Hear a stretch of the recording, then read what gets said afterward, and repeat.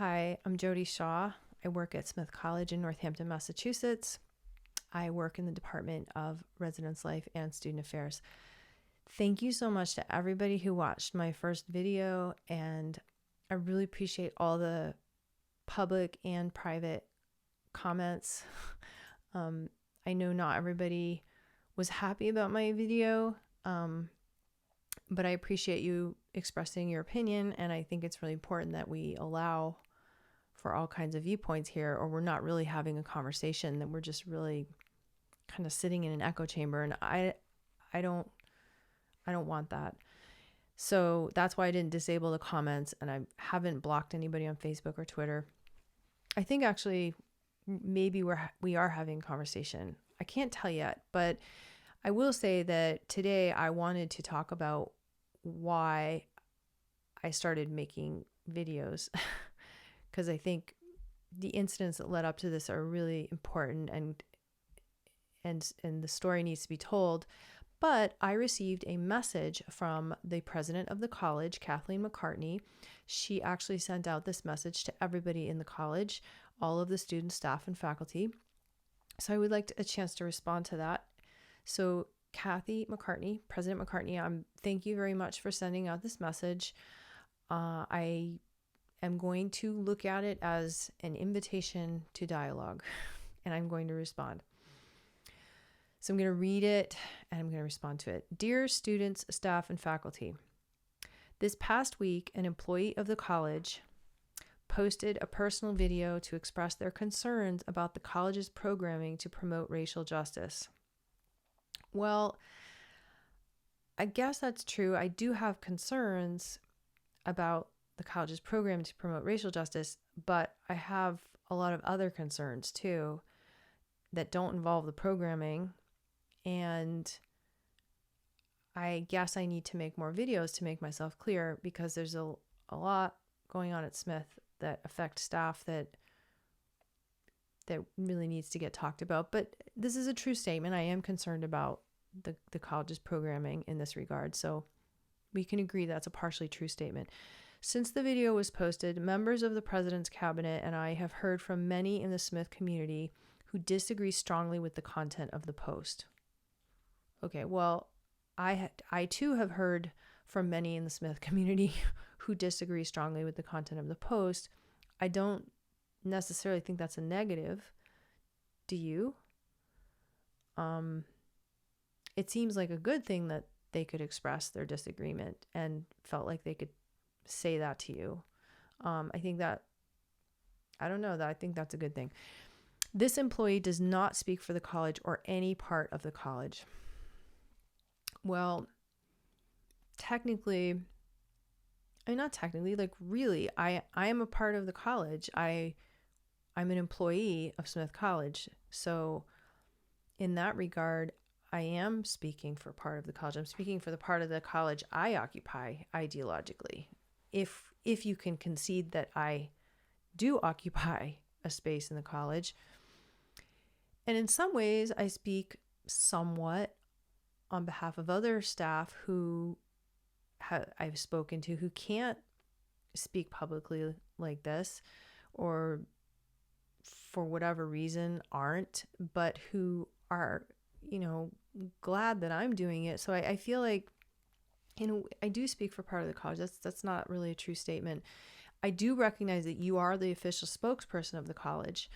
But in this case, ideologically, you speak for yourself and you speak for the cabinet, and you apparently speak for these members who have disagreed strongly with the content of the post, because you put that in your letter. But there are thousands of individuals at the college. If we can agree that the college is comprised of several thousand individuals, or a few thousand individuals, then in most of those people, neither one of us have heard from. We don't know what they're thinking, if they even care about the video or have an opinion. My point is, nobody can really speak for them. Really, if you really think about it, people can only speak for themselves. And that's something that concerns me at the college, is that the college, or that doesn't allow people to speak for themselves. but I'll talk more about that later. So, further, we believe the video mischaracterizes the college's important ongoing efforts to build a more equitable and inclusive learning, living, and working environment.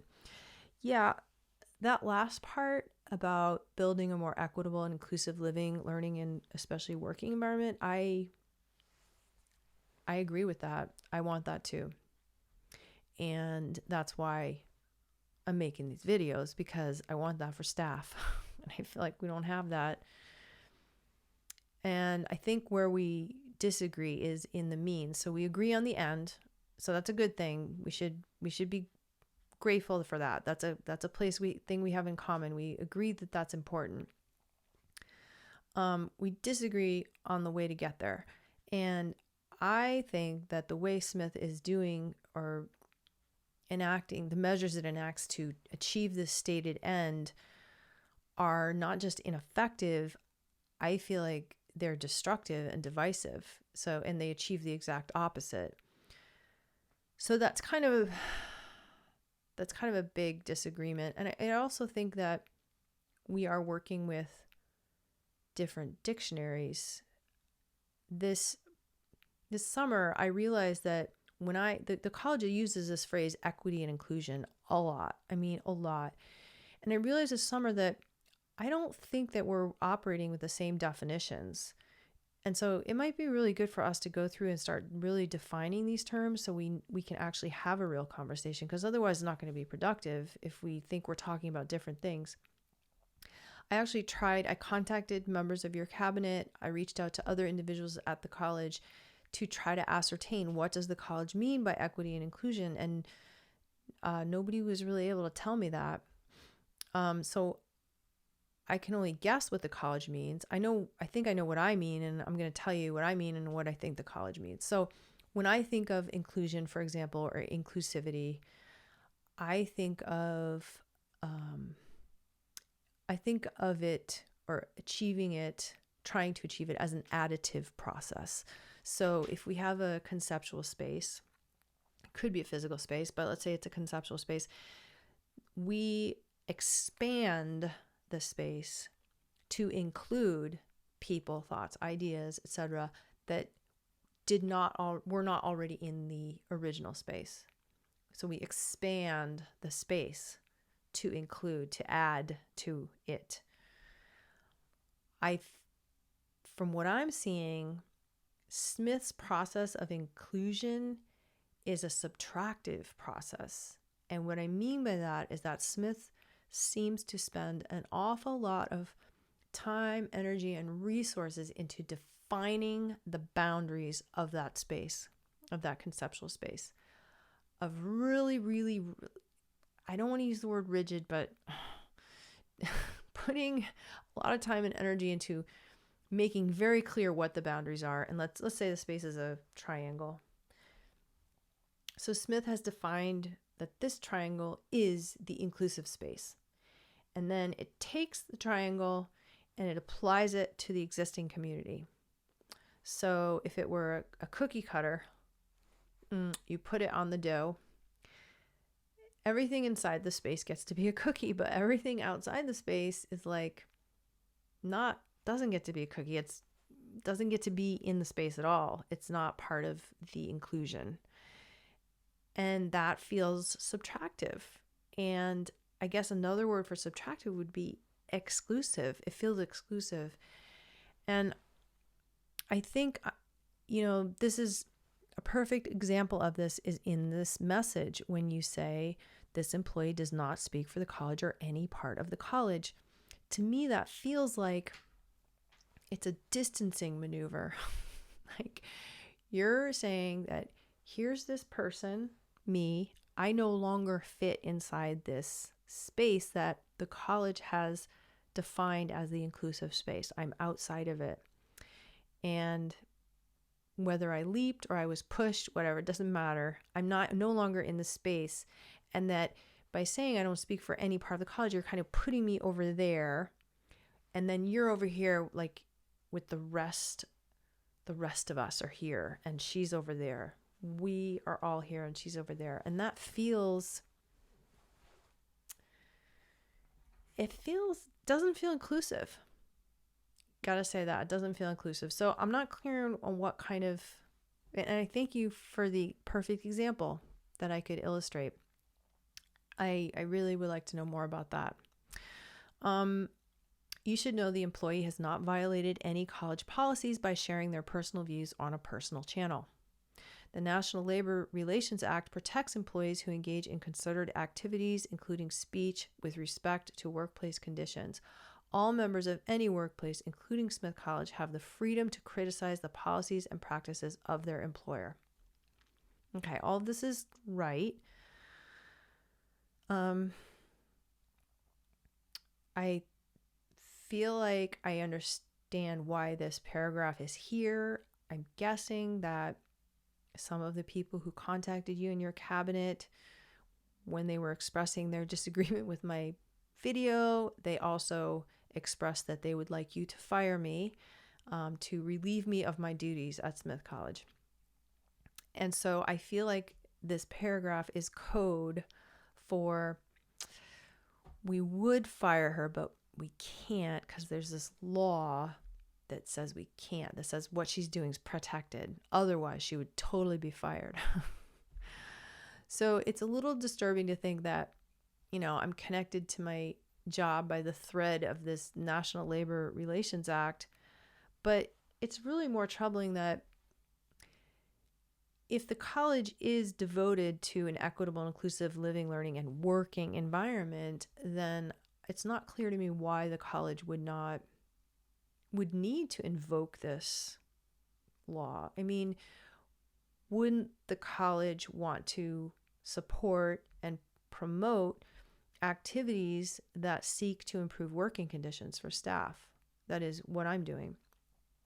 It doesn't feel like you do want that. It feels like if we didn't have this law, you would fire me. That's what it feels like. And I'm also confused as to why you did not cite.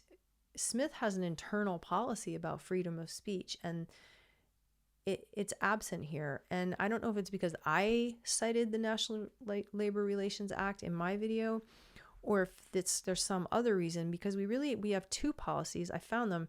The policy concerning freedom of expression and dissent, which I guess is what I'm doing, and the statement of academic freedom and freedom of expression. And both these policies are they have a lot of language in them, much of it explaining just how important these protections are and why they exist, and why the free, unfettered exchange of ideas is so important.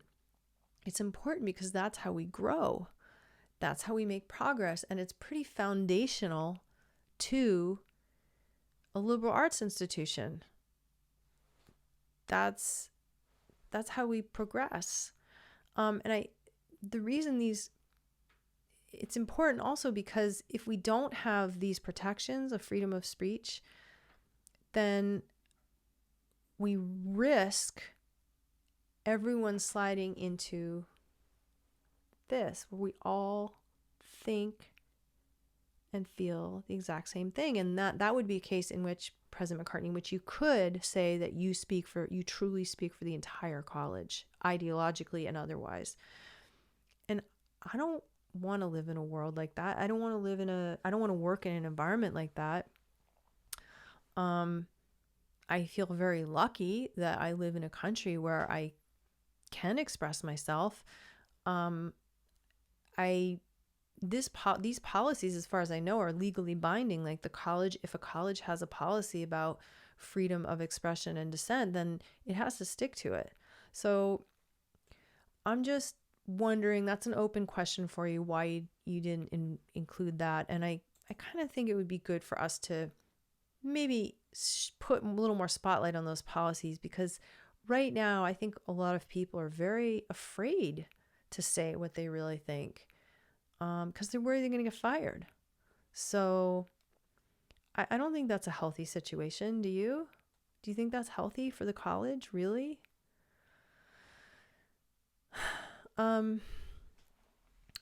Nevertheless, I am writing to affirm that the President's Cabinet and I believe we have a moral responsibility to promote racial justice, equity, and inclusion at Smith College.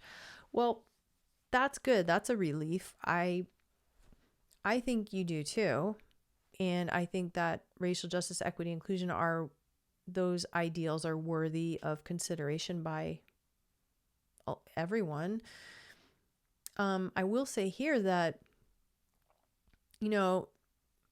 something happened at the college on your watch, and it was fairly recent, and the college acted in a way that is the exact opposite of racial justice, equity, and inclusion, and to me was one of the biggest moral failings I have ever been privy to in my life.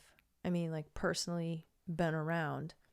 The more I find out about it, the more troubling it is.